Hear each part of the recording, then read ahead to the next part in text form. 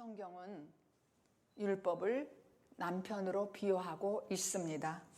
사도 바울이 로마서 7장에서 결혼 방식을 아내와 남편의 이야기로 풀어냅니다. 예수님은 1차적으로 우리에게 율법의 남편으로 오십니다. 그래서 에레미야 31장에 보면은 새 언약이 주어지기 전에 하나님이 당신을 가리켜 이스라엘의 남편이라고 말씀하셨던 것입니다. 첫 번째, 율법의 남편은 누구냐면은 육적인 예수를 가리키는 것입니다.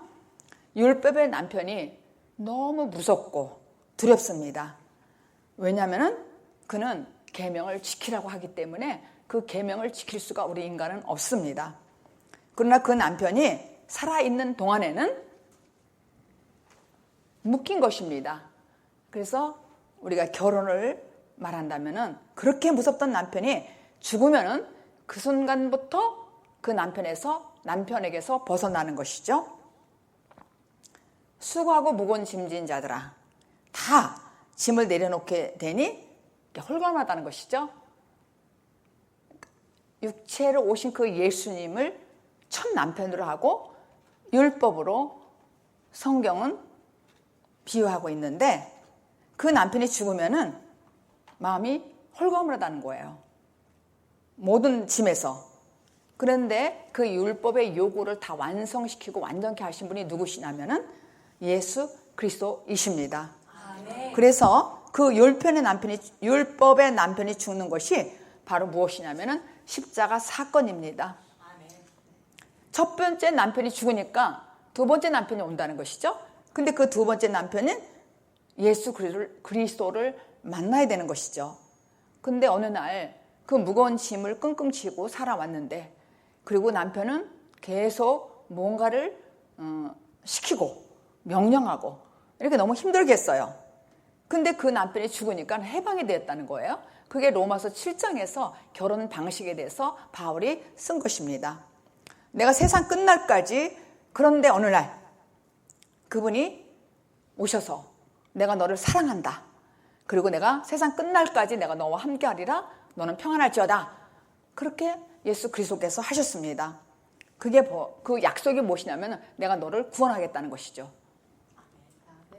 결혼에 담고 있는 영적 의미는 남자와 여자가 만나서, 부부로 만나서 재미나게 잘 먹고 잘 살라고 그렇게 만나게 한 것이 아닙니다. 그런데 왜 많은 기독교인들이 결혼 생활에서 실패하고, 그리고 이 세상보다 더 싸움을 많이 하고 왜 그렇게 하는 것일까? 그것은 성경에 숨어있는 것을 제대로 이해하지 못하기 때문에 그렇습니다. 결혼은 바로 예수 그리스도를 머리로 한 하늘의 본질에 대해서 우리에게 가르쳐 주시기 위해서 우리 인간들에게 허락하신 것입니다. 그래서 오늘 남편에게 순복하라 그랬어요.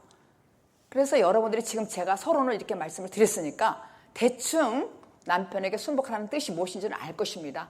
그러니까 숨겨진 뜻은 무엇이냐면 남편은 예수님을 얘기하는 것이고 아내는 아직 거듭나지 않는 여인을 얘기하는 것입니다. 에베소서 5장 21절부터 22절까지 보면은 그리스도를 경외하라 그랬어요. 그리스도를 경외하라, 그리고 피차 복종하라. 아내들이여, 자기 남편에게 죽게 대하듯 복종하라는 거예요. 에베소서에 그렇게 기록이 되어 있습니다. 그러니까 그리스도를 경외함으로 복종하는 삶의 그 구체적인 실례 중 하나가 무엇이냐면은 부부 관계에 대한 이야기입니다. 우리의 삶 속에서 피차 복종하는 삶을 살아야 된다는 것이죠. 근데 그 복종이 바로 가정에서부터 먼저 일어나야 된다는 것입니다. 그래서 가정에서 먼저 일어나야 된다는 것이 오늘 본문 말씀이에요. 아내 된 자들아, 이와 같이 자기 남편에게 복종하라, 순복하라 그랬어요. 근데 이와 같이라는 이 앞에는 내용이 뭐가 있었어요? 지난 주간에 말씀드린 2장 18절입니다. 사환들아, 범사에 두려움으로 주인들에게 순복하라 그랬어요. 주인들에게 순복하는데 선하고 관용 있는 주인에게만 네가 순복하는 것이 아니라 너를 힘들게 하고 까다롭게 하는 그런 주인에게도 순복하라, 그렇게 기록이 되어 있습니다. 그런데 이렇게 2장 28절 해놓고 오늘 이 말씀에 이어서 아내들아 그랬어요. 아내들아 남편들에게 순복하라 그랬어요. 본문 1절에 보면은 아내와 남편은 무엇과 무엇을 얘기하는 것인가? 지난 주간에는 사원과 주인의 관계를 설명했습니다. 남편과 아내, 사원과 주인처럼 오늘 말씀은 남편과 아내라는 걸 무엇이냐면 말씀을 받아서 아내가 말씀을 받아서 아이를 생산할 여자, 애를 낳을 여자, 즉 아내라고 그러는 것이죠. 그래서 말씀을 전하는 자는 남편이고 말씀을 받는 자는 여자라는 거예요. 남편은 말씀을 전하는 자, 오늘 말씀의 기록이 여인은 말씀을 받아가지고 생산할 자, 아이를.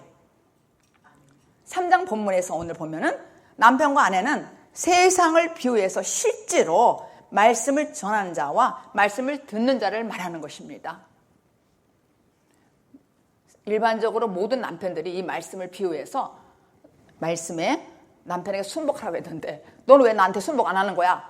그리고 교회 다니는 사람들도 일반적으로 많이 이렇게 얘기를 하는 걸 제가 들었습니다. 근데 마태복음 13장에도 씨 뿌리는 비유에 대해서 그 부부 생활의 것, 그 마음의 밭, 말씀은 씨고 밭은 사람의 마음이에요. 근데 마태복음 13장에 그 밭에 씨 뿌리는 비유가 나오는데 씨 뿌리는 자가 나가서 씨를 뿌리는데 그 씨 뿌리는데 그 씨가 내 밭에 뿌려지는 거예요. 그 네 밭이 무엇이냐면은 길가밭, 돌밭, 가시밭, 또 좋은 땅, 여기다 씨를 뿌리는 거예요. 그런데 길가에 뿌린 씨는 내 마음이 길가가 된 사람은 공중의 새가 와서 그걸 먹어버린다는 거예요. 그러니까 공중의 새라면은 성경에서 뭐예요? 마귀를 상징하는 것이잖아요. 그러니까 길가에 뿌린 씨라는 것은 한 발은 교회, 한 발은 세상을 상징하는 거예요. 그런 사람들은 공중의 새가 와서 먹어버린다는 거예요. 그리고 돌에 뿌린 씨는 해가 돋으면은 말라서 비틀어서 죽어버리는 거예요. 그리고 가시밭길은 가시밭에 씌운 심은 그러니까 그 마음밭에 가시가 있는 그 밭에는 세상 염려, 재리와 유혹에 속아서 결실을 맺지 못한다는 거예요. 근데 좋은 땅은 뭐냐면 30배, 60배, 100배를 열매를 맺는다는 것이죠. 좋은 땅이니까. 그런데 이렇게 세 가지 밭, 길가밭, 돌밭, 가시밭은 세 가지 밭은 인간들이 세상에서 아주 자연스럽게 형성된 인본주의적 그러한 기존 관념의 뜻을 말하는 거예요. 그러니까 사람의 밭이 그렇게 네 밭이 있다는 거예요. 그런데 좋은 땅에 뿌려진 씨는 30배, 60배, 100배로 수확을 한다는 것이죠. 그런데 이 밭은, 이 씨라는 것은 하나님 말씀이에요. 오늘 남편에게 순복하라. 여자는 말씀을 받는 아내를 비유한 것이죠. 근데 말씀을 듣고 깨닫는 자는 좋은 땅이라는 거예요. 옥토라는 것이죠. 이 말씀을 듣고 여기 앉아 계신 분들은 옥토잖아요. 좋은 씨 받아내는 땅이니까, 밭이니까.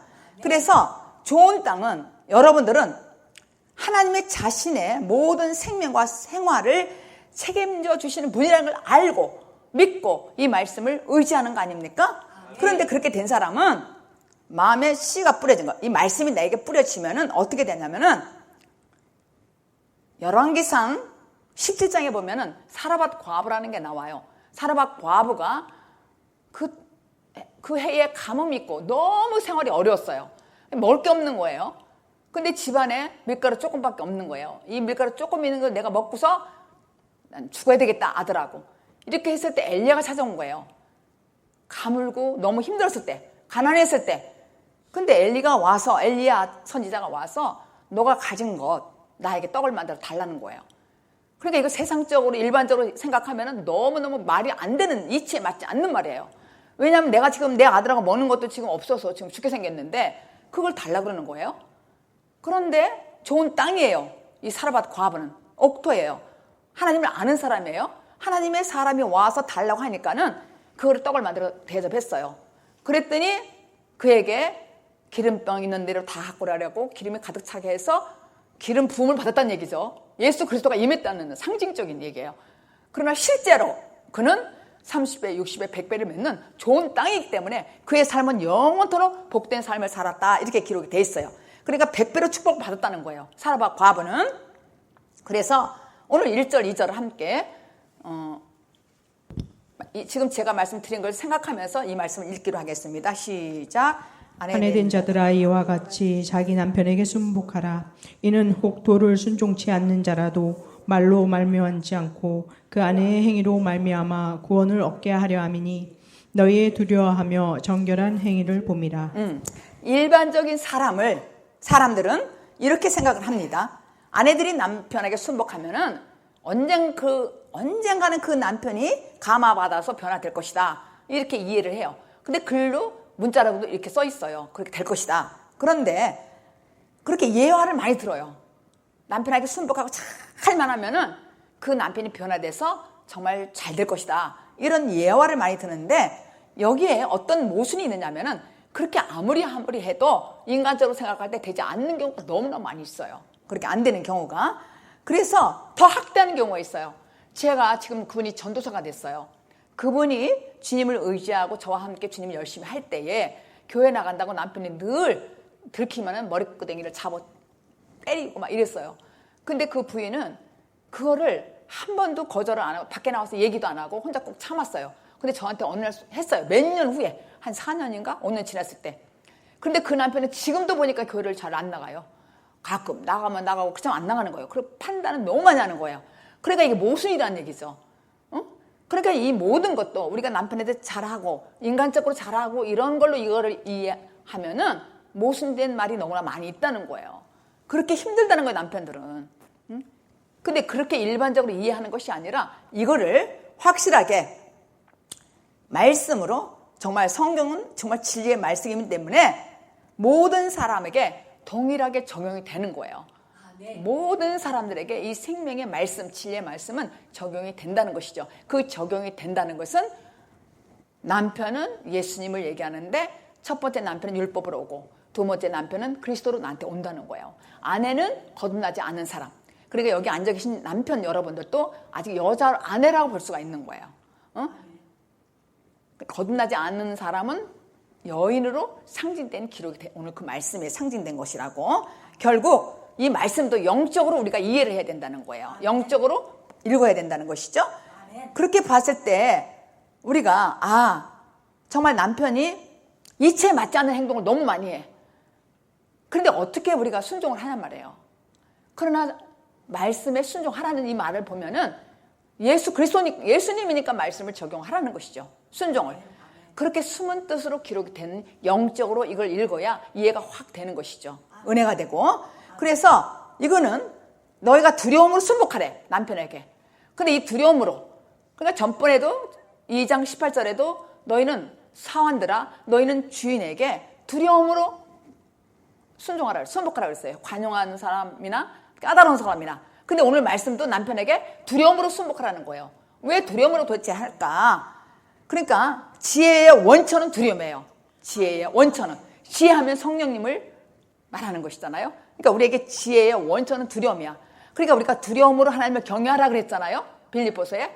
너희들이 구원을 이루라. 어떻게? 두려움과 떨림으로 이루라 그랬어요.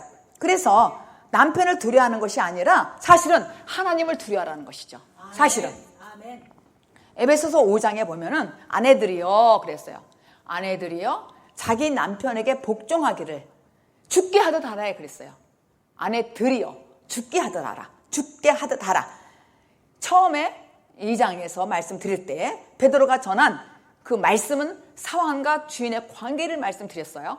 근데 오늘 말씀은 남편과 아내에 대한 관계를 말씀을 지금 드리는 것입니다. 그래서 베드로가 아내에게 말씀을 전하면서 너희들은 말씀을 전하는 남편에게 순복하라는 거야. 그러니까 말씀을 전하는 사람이 베드로잖아요. 그리고 또 하나 아들 예수님이고. 그러니까 말씀을 전하는 사람의 말을 너희들은 순종하라, 순복하라 그랬어요. 왜냐하면은 혹시 도를 순종치 않는 자라도 그 안에 품행을 봐서 통해서 구원을 얻게 하려 함이라 그랬어요. 그러니까 도라는 것은 말씀이에요.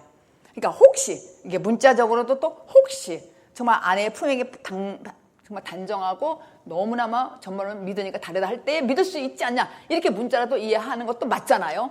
근데 여기에는 큰 뜻이 무엇이냐면은 남편, 예수님 말씀을 듣다 보면은 우리가 혹시 거듭날 수 있지 않냐, 이런 의미란 말이에요. 아멘. 이 아직 말씀에 순종하지 않는 자가 누구냐면 바로 아내라는 얘기예요. 말씀에 순종하지 않는 자가 아내, 아직 거듭나지 않는 아내라는 얘기예요. 순종하지 않는 거. 순종하지 않는다는 거 뭐냐, 까다로워서 그러는 거야. 베드로가 그렇게 자기가 다 체험해봤잖아요. 이 말씀이 너무 까다로워. 그러니까 순종하기가 싫다는 얘기예요. 그게 아내라는 얘기예요. 아직 거듭나지 않은 사람. 그래서 아직 말씀에 순종하지 못하니까 남편 앞에 오는 것이잖아요. 말씀 앞에 왔다는 거야. 아멘. 응? 아직 아내기 때문에 말씀 앞에. 여러분들이 교회에 왜 왔어요? 이 말씀을 들으러 온 거잖아요. 아멘. 그동안 우리가 율법의 남편을 내 안에 모시고 있을 때는 계명 지키기가 너무 힘들었단 말이에요. 너무 힘들었어요. 응?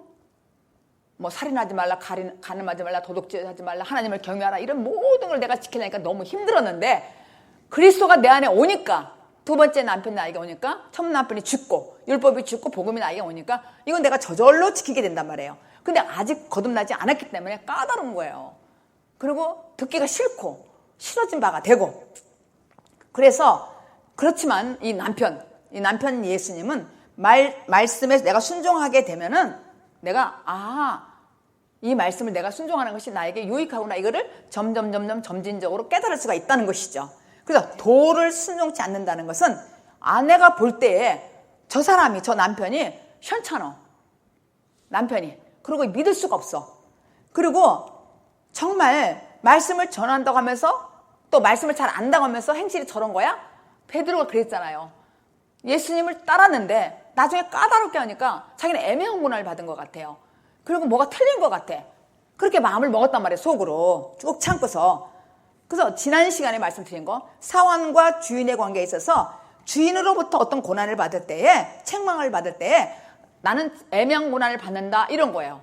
내가 지금까지 교회를 열심히 나갔는데 이 말씀에 입각해서 보니까 그 율법으로 그렇게 힘들게 하고, 그 다음에는 또 여기는 반대로 그리스도가 나한테 오니까 나를 사랑한다, 내가 너를 평강을 끼치리라, 내가 너와 영원토록 함께 하시리라. 그러니까 그때 우리는 구원받는 거죠. 그때 기쁨을 누린다는 거예요. 아멘. 그때. 그래서 실질적으로 정말 정당한 고난을 내가 받긴 받아. 애매한 고난은 정당하잖아요. 내가 애매한 고난은. 그런데 내 시각이 잘못됐기 때문에 까다롭게 들린다는 거예요. 그러니까 아내의 눈은요, 시각이 잘못됐어. 그러니까 남편의 행동을 보는 시각이 잘못됐기 때문에 그냥 왜 이렇게 까다롭나, 그러고 너무 힘들다 그러고 이렇게 튕기는 게 있단 말이에요. 싫어진 바가 되는 거야. 내가 말씀에 의해서 열심히 했는데 왜 내가 생활이 이렇게 어려운 거야. 그런데 여기 말씀은 너가 남편에게 순복하라는 거야. 아멘. 그러니까 율법으로 첫 남편도 그렇지 잘 섬겨야 되지만, 그러니까 그리스도, 예수님 십자가에 못 박혀 죽으신 그분, 그리스도 남편을 네가 순복하라. 아멘. 내가 너를 사랑한다는 거예요. 내가 너를 사랑하는데 그냥 상하라는 게 아니라 평안을 준다는 거예요. 그리고 내가 영원토록 너와 함께 있을 것이라는 거예요. 그 약속을 딱 주시는 거예요. 그렇게. 그러니까 실제로 사실은 이 남편이 아내를 대할 때에 제대로 잘 대하는 거예요. 사실은 우리를. 근데 우리가 시각이 잘못, 소경이기 때문에 삐딱해서 이 말씀을 이게 좀 거부가 되는 것이죠. 싫어하는 바가 되는 것이죠. 근데 사실은 내가 잘못됐다는 것이죠. 내 눈이 잘못됐다는 거예요. 그래서 소경이 눈 떠라는 거야. 성경 얘기가 전체 그거예요. 네가 눈을 떠라, 귀가 열려라. 아멘. 지난 주간에 욥에 대해서 말씀드렸잖아요. 욥은 정말 하나님께 죄질 게 하나도 없어. 자기가 볼 때는 너무 주님께 잘했단 말이에요. 주님께 잘했다는 건 뭐예요? 예배도 참석하고 계명을 잘 지켰다는 거야. 계명을. 또 고아와 과부도 잘 섬기고 처녀를 주목하지 않았고, 정말 그렇게 정말 잘했어요. 직원들에게도 잘했고, 흠이 없었어 이 사람은. 그리고 자식들이 잘못될까봐 그 자식을 위해서 예배드리고 예배 헌물을 드리면서 그렇게 잘했다고요. 근데 왜 고난이 있었냔 말이에요. 그가 그리스도를 하나님께 주시려고. 아멘. 두 번째 남편을. 아멘. 그걸 알게 해주시려고, 구속사를. 아멘. 그래서 그렇게 까다롭게 하신 거예요. 아멘. 그럴 때 나중에 그가 정말로 나중에 참다 못 참으니까 그 입에서 싫어한 바가 나온 거야. 하나님 어찌하여 나를 갖다가 태어나게 했습니까? 자기 생일을 저주했다는 거잖아요. 이게 까다로움을 분으로 본인이 그렇게 고백하는 거예요. 우리 모두는 이런 게 있었다는 얘기죠. 누구만 그런 게 아니라 욥도 그런 사람인데도 속에서 불평이 있으니까 차라리 내가 죽는 게 낫지 이렇다는 얘기예요. 그럴 때 하나님께서 그에게 너 나와봐. 너 그렇게 똑똑하냐? 이치를 아는 너 나와봐. 이러면서 쫙 말을 하잖아요. 응? 욥기서요. 38절 쭉. 그럴 때 그가 나는 여태까지 귀로만 들었는데 이제 눈으로 본다고. 눈이라는 얘기를 하는 거예요. 시각. 우리가 눈이 잘못돼서 이 남편의 말씀에 순종하지 않는 거예요. 순복하지 않는 거예요. 내가 눈이 잘못됐기 때문에. 베드로도 그랬잖아요. 베드로도. 그래서 정말 베드로가 예수님 십자가 돌아가실 때 그러지 마시옵소서 그랬잖아요. 그러니까 그건 진심으로 그랬다고. 진심으로. 죽지 말라고. 진심으로. 그러니까 예수님이 너 내 뒤로 물러가. 너는 하나님 일을 하는 것이 아니라 생각하는 것이 아니라 세상 걸 넌 생각하는 것이구나. 그랬다고요. 그러니까 그때까지 베드로는 율법적인 예수를 믿었던 거예요. 그렇게 따랐던 거란 말이에요. 그러니까 정말 자기는 예수님을 잘 의지하고 생각하고 한번 우리 잘 살아보자는 건데 왜 가신다는 거야. 이런 의미예요.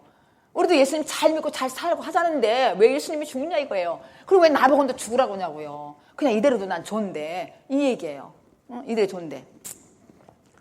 이럴 때 베드로는 예수님을 어떤 눈으로 보겠습니까? 아주 까다로운 주인, 나는 애매한 고난을 받는다고 마음으로 먹었단 말이에요. 근데 표현을 안 했어요. 그냥 마음으로는 가만히 있었지.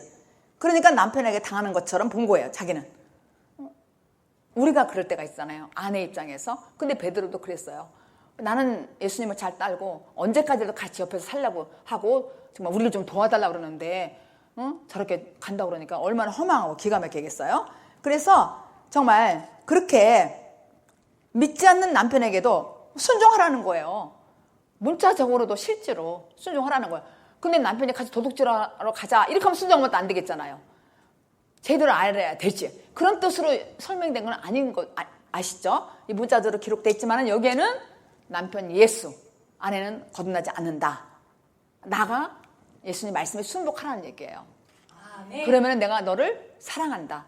내가 너를 영원토록 너와 함께하리라. 너에게 내가 평안을 끼치리라. 그랬어요. 아멘. 그러니까 첫 번째 남편은 무거운 짐을 준 거잖아요. 율법. 그리고 나를 학대하고.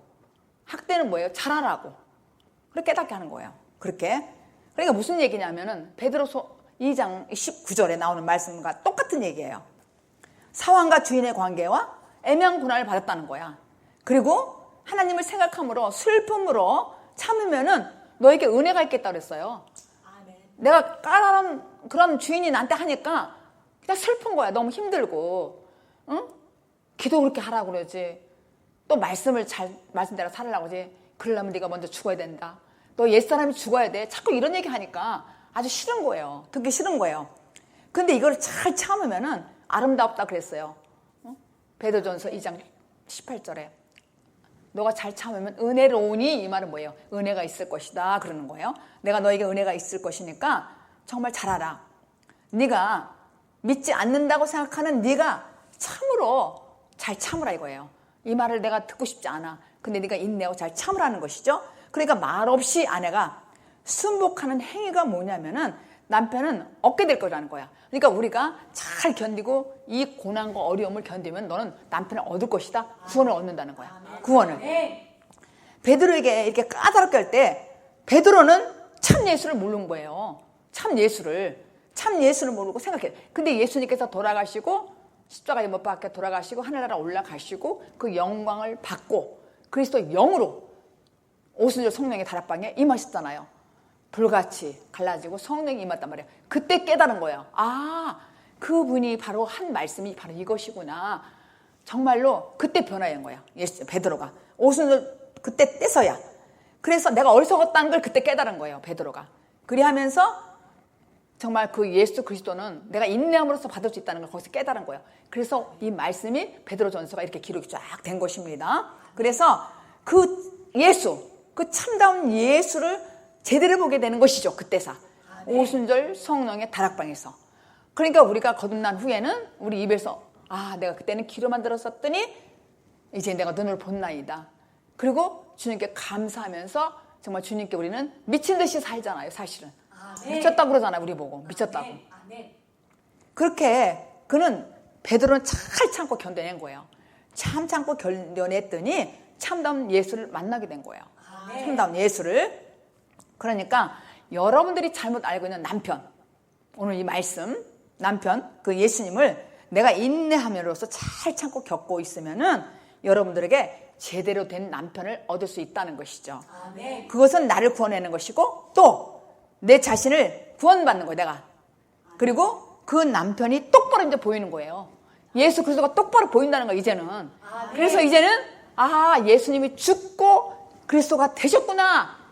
그래서 예수는 그리스도시다. 이렇게 고백하잖아요. 그러니까 바울 서신도 그렇고 베드로도 그렇고 그리스도라는 말이 많이 성경에 기록되어 있습니다. 그걸 체험하신 분들이에요, 이 사람들은, 이분들은. 그래서 사환과 주인의 관계가 애매한 고난을 받는데 하나님을 생각하면서 슬픔을 참으래요. 슬픔을 참는 것이 아름답다는 거예요. 그 참으면 내가 너에게 은혜가 있다는 거야. 참는다는 건 은혜라는 얘기예요. 구원받는다는 것이에요. 그리고 말씀 앞으로 부름을 받았는데 까다롭게 여긴다.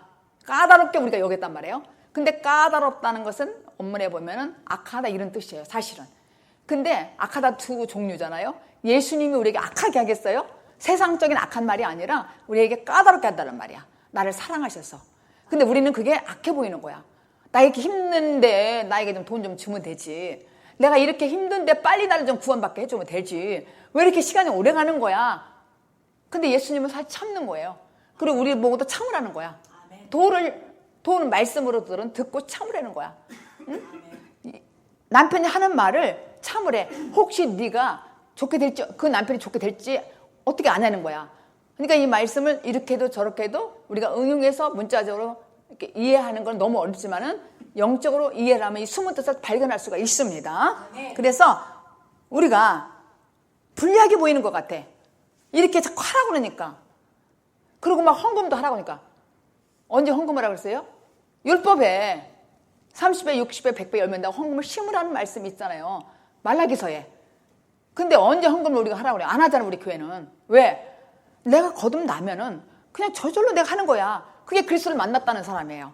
내가 그리스도를 만나면은 정말 저절로 내가 하는 거고, 저절로 부모에게 잘하는 것이고, 저절로 하나님께 경외하는 것이고, 하나님 한 분만 섬기는 거야. 우상단지 섬기지 않는단 말이에요. 오직 하나님 한 분이야.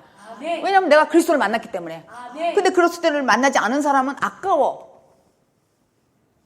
그래서 성경에는 우리가 정말 성경을 제대로 아는 사람은 종자씨를 까먹지 않는 말이 있잖아요. 종자씨를 까먹지 않는 말이 뭐냐면 그게 누구예요? 사르밧과부. 그는 종자씨에 남은 게 하나 있는데 하나는 사람한테 드렸잖아요. 그래서 그의 삶이 영원토록 복되는 삶이라는 거예요. 말씀으로. 종자씨라는 게 뭔지 아시죠? 남은 거. 남은 거. 그러니까 우리가 이 모든 거를 30배, 60배, 100배 열매 맺는 거를 심는 것에 대해서도 씨 뿌리는 비유도 얘기했지만은 또 물질에 대해서 얘기하는 거예요. 문자로도. 근데 이게 문자와 영적으로도 일맥상통하는 거예요. 알아듣기 쉽게 귀가 먹고 눈이 감긴 사람은 그냥 그렇게 읽는 것이고 눈이 뜨고 귀가 열린 사람은 이 말씀을 제대로 알아듣는다는 얘기예요. 그래서 이 말씀이 어렵습니다. 사실은 말씀이 어렵고 아직 가보지 않는 세상이기 때문에 어려운 거예요. 아직. 응? 어떤 분은 지혜가 생겨가지고 저보고 이런 분도 있어요. 막차 탔다고. 이제 막차 탔다고. 무슨 말인지 여러분 이해가 됐잖아요. 굉장히 지혜로운 말이잖아요. 그 말이. 귀에 쟁쟁하잖아요. 막차라는 건 뭐예요? 내가 뭐 여기가 막차 이런 얘기가 아니라 이 말씀을 막차로 잡았다는 얘기죠. 얼마나 은혜스럽고 지혜로운 말이냐 말이에요. 그래서 내가 가보지 않는 말. 무슨 뜻인지 모르는 거야. 내가 가보지 않은 세상이기 때문에. 그래서 성경이 어떻게 보이는 이유가 사실 그런 거예요. 잘 모르는 거예요. 어렵다는 얘기예요. 생명이 그만큼 자라지 내가 못했기 때문에 이 말귀를 못 알아듣는다는 것이죠. 내가 자라지 못했기 때문에. 근데 자라난 상태에서 말하는 성경 말씀. 그 성경 말씀이 이해가 안 된다고 말하는 것이에요. 내가 자라지 않았기 때문에. 모르는 거예요. 남편에게 순복하는 것이 무엇인지 모르기 때문에 그걸 구체적으로 기록한 내용이 오늘 3절, 4절 말씀이에요. 함께 우리 합독해요. 시작. 너희 단장은 머리를 꾸미고 금을 차고 아름다운 옷을 입는 외모로 하지 말고 오직 마음에 숨은 사람을 온유하고 안정한 심령에 썩지 아니할 것으로 하라. 이는 하나님 앞에 값진 것이니라. 그러니까 외모로 하지 말라는 거야. 외모로 하지 않으면 값진 것이라는 것이죠. 근데 여기 머리를 꾸민다는 말이 나왔어요. 머리. 근데 이거는 지식의 교만을 얘기하는 거예요. 그러니까 머리를 단장한다는 그 좋은 말은 뭐냐면 말씀에 구원의 지식을 내가 안다는 말이고, 근데 여기서는 외모를 하지 말라는 거 보니까 머리를 꾸미지 말라는 거예요. 사무엘하 14장 25절 26절 두 절을 함께 읽겠습니다. 시작. 온 이스라엘 가운데 압살롬같이 아름다움으로 크게 칭찬받는 자가 없었으니 저는 발바닥부터 정수리까지 흠이 없음이라. 그 머리털이 무거움으로 연말마다 깎았으며 그 머리털을 깎을 때에 달아본즉 왕의 저울로 200세겔이었더라. 여러분들 압살롬이 누군지 아시죠? 압살롬은 다윗 왕의 아들이에요. 근데 이 사람은 굉장히 흠이 없대요. 너무 아름답대. 흠이 없는데 정수리부터 발끝까지 흠이 없는 사람이라고 그랬어요. 근데 이 사람은 그 왕이 가지고 있는 그 저울로 연말마다 이 머리털을 잘라가지고서 달아보니까는 얼마라 그랬어요? 203게렐이야. 203게렐. 그렇다는 거예요. 근데 이거는 지금 2kg라는 얘기야. 지금으로 말하면 2kg. 그러니까 이 무게가 얼마나 많이 나가는 거예요? 근데 다윗 왕은 하나님을 의지하는 사람이었어요. 근데 이 압살롬은요, 나 잘났다야. 나 잘났다 그러고 자기가 잘난 척한 거예요. 나중에 다윗 왕을 폐위시키고 자기가 반란 일으키잖아요. 압살롬 이름 기억이 되잖아요. 뒷살롬이 아니라 압살롬.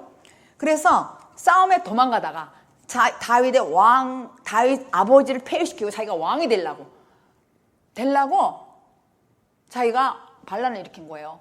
그런데 싸움에서 막 지게 생겼으니까 도망간 거야. 도망가다가 참나무에 걸려가지고 죽었다는 얘기예요. 그 머리 이거든. 그러니까 외모를 꾸몄다는 얘기죠. 그렇게 외모를 꾸몄기 때문에 몸도 멋있었고 정수리부터 발끝까지 다 괜찮았다는 얘기, 아름다웠다는 얘기예요. 근데 머리까지도 그렇게 길렀다는 거야. 그러니까 연말마다 깎았는데 그렇게 2kg가 된다는 얘기죠. 그래서 머리 때문에 죽었다는 얘기죠. 근데 영적인 생명의 말씀으로 이것을 읽으면 머리를 꾸민다 이런 말은 하나님의 뜻으로 쓴다면은 하나님의 지식, 구원의 지식으로 자기가 꾸미고 알고 있다는 거예요. 반대로 말하면은. 그래서 베드로는 그와 같이 치장된 것을 잘못했다는 것이 말이 아니라 우선적인 것이 무엇이냐는 걸 얘기하는 거예요. 우선적인 것이 어디에 있는지 네가 생각해보라는 얘기로 지금 쓴 거예요. 응? 베드로가 썩어질 것들에 투자하지 말고 어떻게? 4절에 보니까 오직 온유하고 속사람이 썩지 않는 것에 내면을 단장하라는 얘기예요. 내면을 단장하는 것이 하나님 앞에 값진 것이래요. 값진 것이라는 거예요. 그러니까 우리가 외모로 자꾸만 남에게 잘 보려고 외모로 이렇게 하지 말라는 거예요. 그건 썩어질 것이라는 거예요. 그러니까 너의 속사람을 내면을 단장을 하라는 거예요. 머리도 구원의 지식으로. 또 모든 옷도 모든 것도. 그래서 우리가 금이라는 말이 또 나오잖아요. 3절에 중간에 금을 차고 아름다운 옷을 외모로 하지 말고 금을 찬다는 것은 믿음을 비유하는 거예요. 금이라는 건 믿음. 자기가 만드는 믿음을 얘기하는 거예요. 자기 욕심으로, 자기 자랑으로. 입으로는 믿는다고 하지만은 사실은 우상 예수를 믿는 거야. 외모를 꾸미는 거. 사람에게 잘 보려고 하는 것들은 그렇다는 얘기예요. 근데 이거를 문자적으로 읽으면은 소유 문제. 그러니까 겉옷과 속옷이라는 말이 있어요. 누가복음에 보면은 겉옷과 속옷. 누가복음 6장에 보면은 네 겉옷을 빼앗는 자에게 속옷도 주라는 말이 있어요. 옷에 대한 거. 근데 여기에 나오는 말씀, 누가복음에 나오는 말씀은 외모적으로 지금 꾸미는 그런 옷이 아니라 아름다운 그런 옷이 아니라 겉옷은 율법을 말하는 것이고 속옷은 복음을 표현하는 말이에요. 속옷은 옷이라는 것은. 그런데 그렇게 속옷까지 줄 수 있는 사람이 돼야 된다는 거야. 내면이 잘 돼가지고. 근데 그 속옷은 누가 주냐면은 예수님의 말씀에 의해서 내가 고쳐지고 생명이 내 안에 가득 찬 사람, 생명으로 사는 이 자신 안에 있는 자만이 이렇게 남에게 속옷을 줄 때 있다는 얘기예요. 근데 이 말씀을, 이 옷을 꾸미지 말라는 것, 또 겉옷과 속옷의 말씀을 사람들은 소유 개념으로, 너 겉옷 주냐? 그럼 속옷도 줘라. 그러니까 너 있는 거 다 줘라. 이런 의미로 알아듣는다는 얘기예요. 근데 이것은 그게 아니라 네 속을 단장을 하라. 이런 의미는 뭐냐면 겉옷과 속옷, 율법과 복음을 상징하는 거예요. 그래서 소고까지 주라는 얘기는 너가 말씀으로 먹었냐? 생명이 네가 가지고 있냐? 그러면은 그 생명의 말씀으로 남에게 소고도 줘라. 인도하라는 얘기야. 주라는 얘기예요. 아멘. 응? 그 사람 살려내라는 얘기예요. 아멘. 그렇게 써야 되는데 이것을 외모로 꾸민다는 거야. 외모로 꾸민다는 것은 율법으로만 그냥 내가 그냥 겉으로만 한다는 얘기예요. 그렇게 하지 말라는 거야. 네가 속의 내면을 단장하라 이런 의미로 지금 베드로가 기록이 되어 있었습니다. 그런데 5절, 6절 본문 그러니까 훈련받아서 내면을 튼튼히 하라, 단장하라 이런 내용으로 베드로가 3절, 4절 기록되어 있습니다. 5절, 6절 시작. 전에 하나님께 소망을 두었던 거룩한 부녀들도 이와 같이 자기 남편에게 순복함으로 자기를 단장하였나니 사라가 아브라함을 주라 칭하여 복종한 것 같이 너희가 선을 행하고 아무 두려운 일에도 놀라지 아니함으로 그의 딸이 되었느니라. 여기에 보니까는 거룩한 부녀들이라고 기록이 되어 있어요. 부녀들도 이와 같이라는 말은 6절에 사라가 아브라함을 주라 칭하여 복종한 것 같이 그래 써 있어요. 이것은 우리의 믿음의 조상 아브라함, 그 다음에 누구예요? 아브라함의 하나님, 이삭의 하나님, 야곱의 하나님 이렇게 세 단계, 세 단계로 이렇게 점점 이렇게 발전하여서 야곱이 이스라엘이 되는 과정을 설명하는 거를 지금 이렇게 말씀드리는 거예요. 여기 보니까 거룩한 부녀들이라는 것은 사라의 며느리들 얘기하는 거예요. 여기 보니까 마지막에 6절에 아무 두려운 일에도 놀라지 아니하므로 그의 딸이 되었느니라. 딸이 되었다는 것은 며느리, 그러니까 딸이 되었다는 거예요. 사라, 아브라함 부인 사라. 그래서 믿음의 조상 거룩한 부녀들 이렇게 나와요. 부녀들이라는 것은 부녀들은 누구예요? 세 사람, 사라, 리브가, 라헬이잖아요. 레아, 라헬. 야곱은 두 여자가 있었잖아요. 근데 라헬을 더 사랑해서 이렇게 기록이 너무너무 야곱이 고생했잖아요. 그러니까 이렇게 3단계 거룩한 부녀들이라는 것은 사라, 리브가, 라헬 이걸 말하는 거예요. 근데 이들이 사라의 딸이라는 거야. 거룩한 부녀들이래. 그들이 거룩한 부녀들. 그러니까 이삭의 경우 믿음의 선진이라고 이렇게 기록돼 있어요. 히브리서에 보면은 믿음의 선진. 그런데 그렇게 하고 있는데 어떻게 이삭의 부인 아내 이 리브가가 믿음의 본이 되었을까? 믿음의 본이 그녀는 하란 지방에 살았어요. 하란 지방에 살았는데 가나안에 있는 아브라함이 자기가 데리고 있는 종을 보내는 거야. 왜? 자기 아들 이삭을 위해서 부인을 가서 맞이하라고. 부인을 맞이하라고 하는 부분이 창세기 24장 4절부터 7절인데 한번 같이 읽어요. 그래도 시작. 내 고향 내 족속에로 가서 내 아들 이삭을 위하여 아내를 택하라. 종이 가로되 여자가 나를 쫓아 이 땅으로 오고자 아니하거든 내가 주인의 아들을 주인의 나오신 땅으로 인도하여 돌아가리까. 아브라함이 그에게 이르되 삼가 내 아들을 그리로 데리고 돌아가지 말라. 하늘의 하나님 여호와께서 나를 내 아버지의 집과 내 본토에서 떠나게 하시고 내게 말씀하시며 내게 맹세하여 이르시기를 이 땅을 내 씨에게 주리라 하셨으니 그가 그 사자를 내 앞에 보내실지니라. 내가 거기서 내 아들을 위하여 아내를 택할지니라. 지금 아브라함이 종에게 보내는데 그 종이 내가 만난 여자가 날 따라오면 어떻게 할 겁니까? 이렇게 물어보니까는 그러면 데려오지 말라는 것이거든요. 그런데 따라온다면 데려오라는 거예요.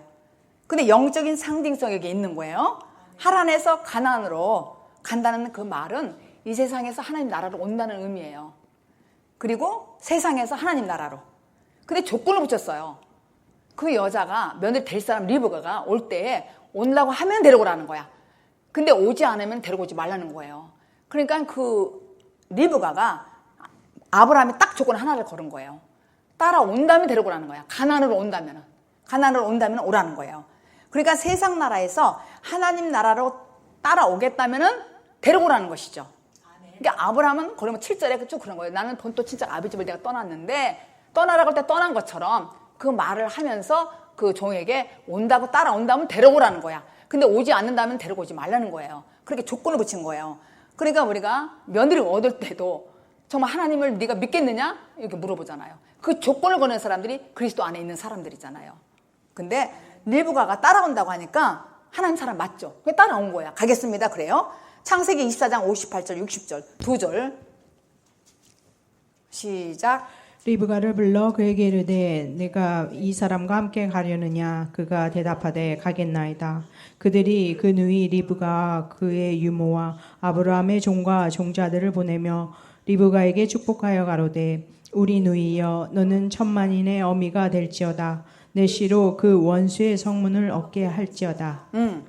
지금 여기서 보니까 58절에 따라가겠나이다 그러잖아요. 리브가가 가겠나이다. 이것이 순복하는 모습이라는 거예요. 순복하는 모습. 실제로 이 리브가는 순복하는 삶을 살았어요. 시집 와서도 계속 그렇게 남편 따라서 천국을 향해 가는 데에 끝까지 따라가는 것을 보여준 것이죠. 리브가가 이삭에게 순종한다는 거.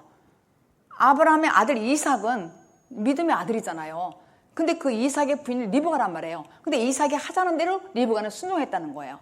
그렇게 하는 것이 남편에게 순복하는 거라는 거야. 그래서 내가 따라가겠나 고 따라왔잖아요.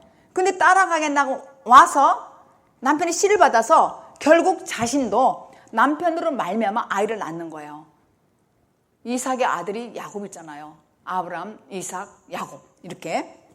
그래서 생명의 씨를 받아서 생명을 생산해내는 것.